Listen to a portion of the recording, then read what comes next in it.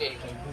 Kapag ang gitna ng barko ay maangkat pataas, parang naka-smile shape dahil mas sported ang bow and stern sa alon. Saging condition. Opposite ng haging ang gitna na lulubog pababa parang naka-sad face. Shear stress. Stress na parang hinihila mo pinuputol ang barko dahil ang uneven with torsion.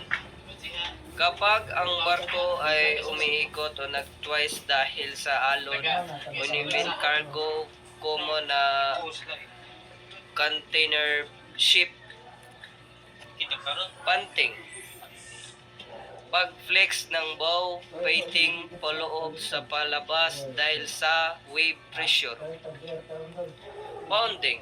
Ito ay kapag ang ilalim ng barko ay malakas na tumatama sa alon lalo na sa pag-rush. Rocking. Ang meaning side stress dahil sa rolling motion ng barko.